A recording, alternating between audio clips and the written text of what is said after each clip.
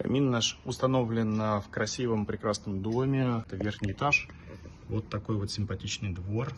Мы сделали самые последние обновления для камина, и теперь он парит еще лучше, работает еще дольше. В 2 раза увеличен срок службы бака внутреннего, и парение стало еще более реалистичным. Все это мы внедрили уже в текущем проекте.